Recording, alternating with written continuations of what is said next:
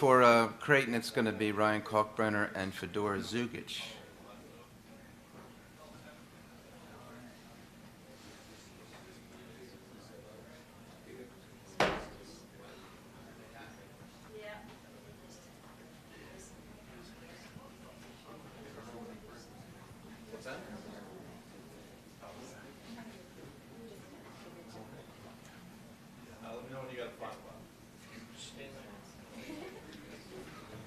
Thank you.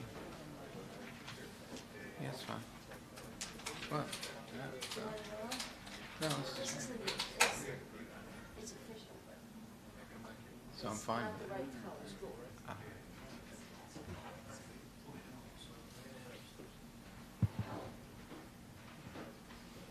So this will be the sixth semifinal appearance for Creighton. They are 4-1 in semifinal games.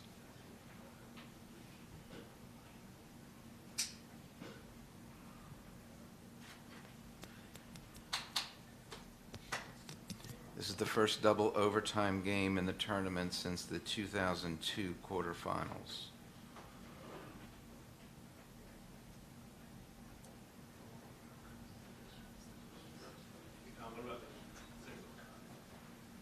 The sixth overtime was in 2009. I said since 2012. The sixth overtime game was definitely in 09. Right. Right.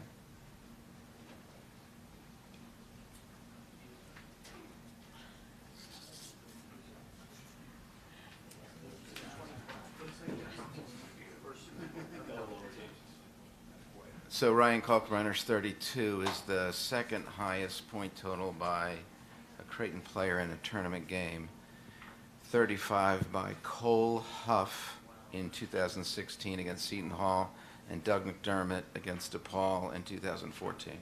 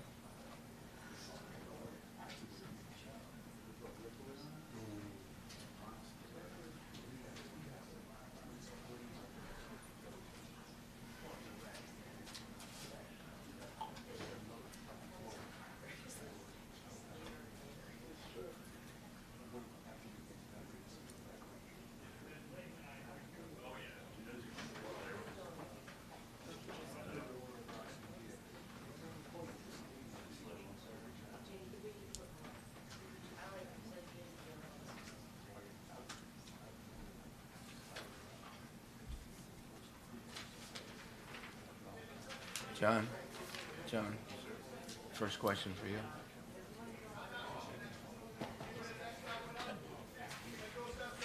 You're not from Omaha. Want second question? No, I was going to say second question.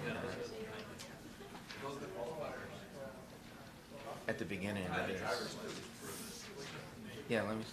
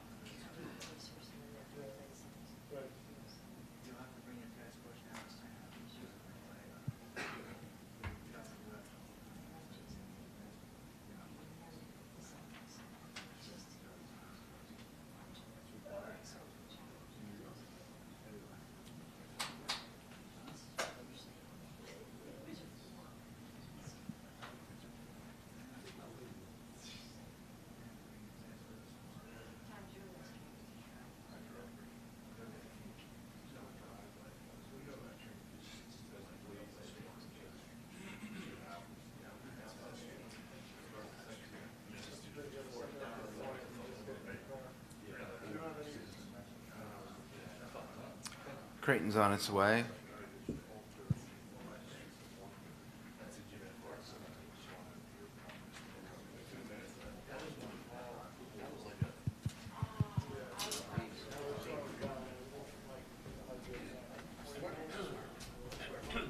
Matt. Am I saying it right? Yes. Fedora is the first name. I can get that. Wasn't sure about the second.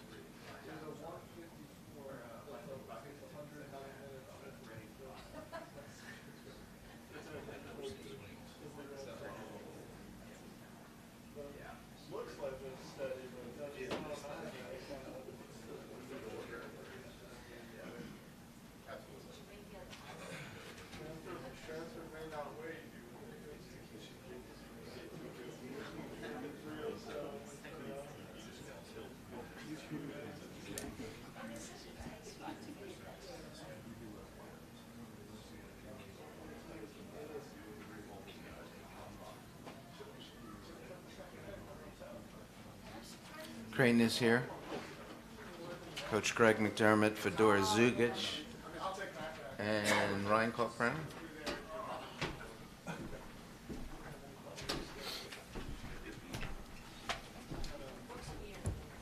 Doesn't matter who's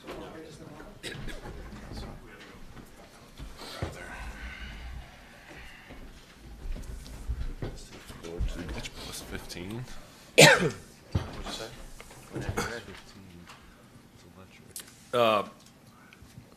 Before I start, I want to congratulate you, John, Thank you. on an unbelievable career.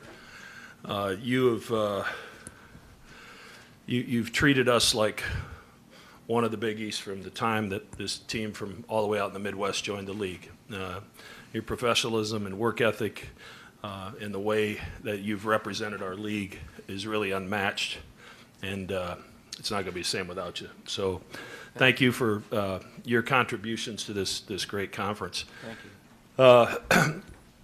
Ton of credit to DePaul. Coach Holtman has done an unbelievable job of instilling his culture in a short period of time with a bunch of guys that weren't on the team last year. And that's very difficult to do, especially if, when the wins weren't necessarily stacking up early in the conference season, to finish the way that they finished and to play as well as they have here in New York. I mean, let's be honest, we were really fortunate to win that game. They outplayed us for virtually all the game, and a lot of credit goes to them. But I had some guys step up. Obviously Ryan was huge down the stretch. Ty Davis went into a difficult situation and ran the team and made his free throws, and then, Fedora gave us a huge lift off the bench. So we weren't at our best, but certainly DePaul had a lot to do with that. We're going first to John. John Walker, Omaha World Herald. Mac, I'm sure you've asked yourself this question multiple times over the last 10 minutes, but down 17 early in the second half, down 11 with 2 minutes to play. How did you guys pull that one out? You've been around me long enough. Probably we don't really panic in our program. I thought the first half, and I told the team this after the game and at halftime, I thought we let our offense dictate our defense, hanging our head because we were missing some shots that were relatively open. But we stayed true to who we are. We kept believing, kept fighting. We went to the full court pressure. That changed, at least sped the game up a little bit, which we needed to have happen when we were down that big. But guys kept fighting. They kept believing. Colquitt's 2 big threes to get us back in the game. And, Steven didn't have a great night by Steven's standards, but he had a huge shot to tie the game. Matt. Right. Manny Marias, White and Blue Review. Ryan, you were really aggressive down the stretch in the second half. And then you played both overtimes with 4 fouls, still stayed aggressive. What was your mindset, even though you kind of were on thin ice there from a foul perspective? I think I've been around long enough to kind of know how to play aggressive without fouling. So I mean, especially when Steve-O went out, I knew I had to still play aggressive and you know, kind of lead the team, and I couldn't do that tentative just because I had 4 fouls. So, yeah, I don't think I let it change my mindset much. You just got to go out there and play. Let's go in the center. Yeah, Chris Thettinga, Road to the Garden. Mac, Ty Davis coming in after not playing for virtually 40 minutes. How impressive was he down the stretch from the free throws and also getting to the rim for the one drive? Yeah, and you know he did after the one foul. I thought defensively he had a great stunt on D'Amico on a 3 out of the corner that really upset the rhythm of that shot at a critical time. So we preach all the time for guys to be ready. You never know when your number's going to be called, and you know Ty's embraced that obviously, and I joke, you know, he would never make a free throw when I go to watch him play in high school in AAU. He'd miss free throws all the time, and I think he missed a couple in the state championship game. And I was hoping that he wasn't thinking about that because I probably was a little bit. But he's worked really hard at everything, and he's about all the right stuff. And, you know, he was ready when we called his number. Going to go in the back. Coach, it looked like you threw out a few different coverages with Kalkbrenner out there. What was the thought process there, and what does it give you to have a center that gives you that kind of versatility on defense? Yeah, I mean, he's made me a pretty good coach the last 5 years. You know, I think one of the things, you know, we talked about a lot of things at the end of last season when he was contemplating the draft. One of them was to be able to guard in space on switches, which is something the NBA looks for. And he's gotten so much better at that. And to the point where guys kind of quit trying to challenge him. You know, a huge block on the three-point shot late in the game where he was able to help and get back and make a play. So, you know, he gives us the flexibility to do a lot of different things. We can put him in drop. We can be aggressive once in a while. And, you know, when Trainer got hurt, then that forced him into the small lineup some, which pulled him away from the basket. And fortunately, he can move his feet and do a job when he needs to. On the right, Richard. Michael Cohen from Fox Sports. This message is for questions for Ryan. Sometimes comebacks happen really fast with a 15-0 run or a 20-0 run. This was like a slow drip where you guys just kind of crawled back into it over the course of the second half. What are the conversations like with the players and in the huddle when the comeback isn't happening all at once and you just kind of have to slowly chip your way back into the game?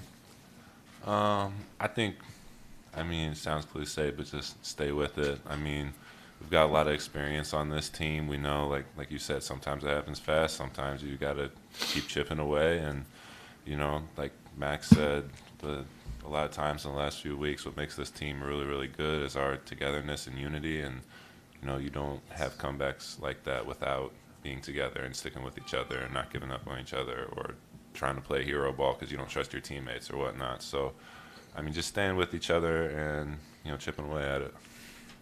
Back to Matt. Oh, I'm sorry, John. Go ahead. I didn't have. I'll ask one. Okay. Ryan Kalkbrenner, John Fanta, I don't know who. You get to be back here for a Friday night at the Big East tournament in your last Big East tournament. What's the significance of that?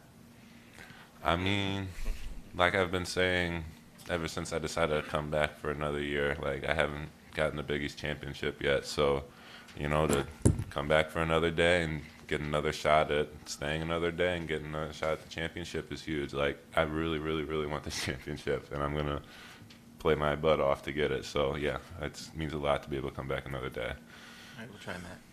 Fedor, this has been a really weird year for you. I don't know if there's been many college basketball players who can have the arc that you've had, but what's it mean to you to have this as kind of an icing on the cake moment towards the end of the season of a year where you didn't even know if you were going to play? I mean, it means a lot. You know, as you said, it's icing on the cake, and I'm just glad I got to experience March for the first time in my life because my dad called me before the game because, you know, in Europe it's 3 in the morning right now. He said, should I stay up and watch the game? I was like, I don't know, like you can, but, you know, and then he texted me after the game. He says, I'm so glad I stayed up. So, you know, it's a lot of fun being out there with my guys and, you know, being free and playing my game. And while I'm doing that, helping them out in games like this, you know, I'm just proud of everybody on this team and how we fought and how we got this win. And, you know, we just got to keep rolling. This is going to be the last question. Mac, you know, you got 24 points off of turnovers on them. You only led this game for 7 minutes. And My question is, how proud are you of your team, the way they pressed in that second half to get you back in this game so that you could be in the semifinals tomorrow? I'm incredibly proud of him.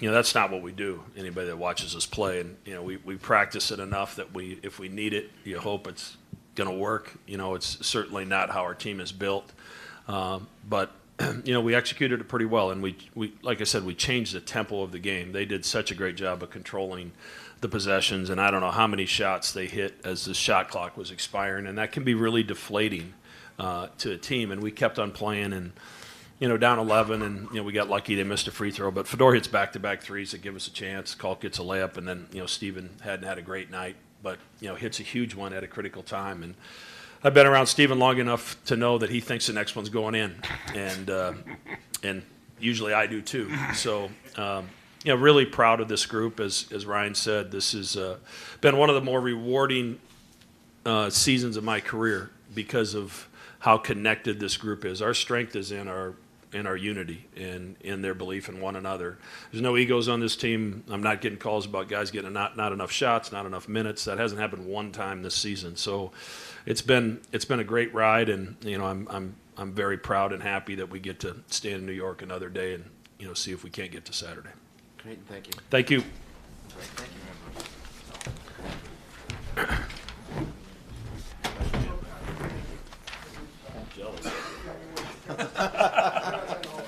I think I get that. I think you do too. Yeah.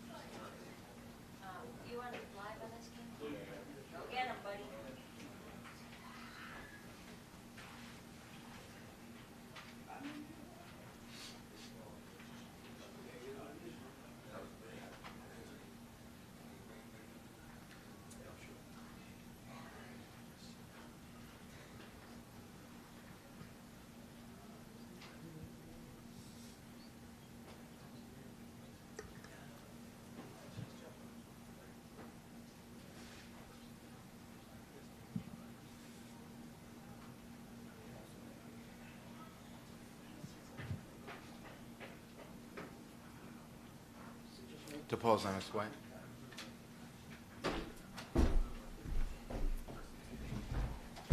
You have Coach Chris Holtman here.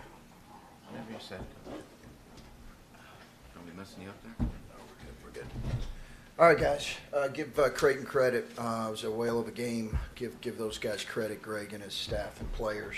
Whale of a game. Seven came in and made some big plays for him late, and I just incredibly proud of our guys, the way they battled for the last 6 weeks. But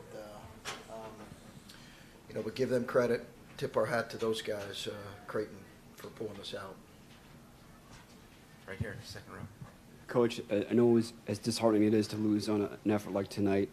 Can you just take it all in and describe what you took away from the season? Especially, a lot of people didn't think they would come back in that first overtime. They were down 8. They came back. So I want to talk about the resiliency and the building the bricks next year. Yeah. Yeah, no, I mean, this is,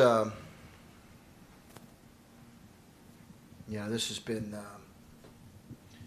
really rewarding team to coach because of that type of stuff that you see.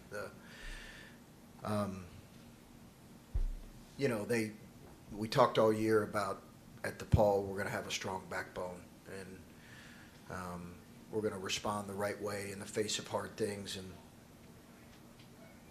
man, did they do that in overtime, and did they do it for the last you know, for the bulk of the season, but certainly with the injuries and everything. So, you know, Troy and Isaiah, those two guys that played, you know, throughout this stretch, they're really, you know, they're two of my, man, I just love those kids. I just love those kids. They just wouldn't let this group give in. So there's no question that this group has laid a foundation moving forward in a real positive way.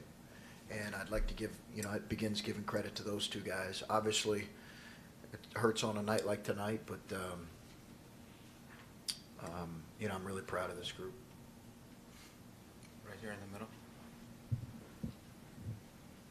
Coach, in yesterday's press conference, you had mentioned that, you know, finishing, you guys play very well normally, or play well enough, but sometimes just finishing isn't your strongest suit. Is that something that you're going to take into next season and really try and hammer home, like, hey, we got to keep, now it's time, you know, we have the team, we just got to finish? Yeah, that's always the case. You know, offensive rebounds.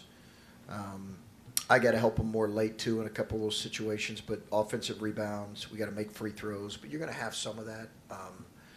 But the rebounds hurt us, and then, you know, like I said, seven made some key plays there late where it was, you know, it was a game, 8 to 10 point game, 7-point game.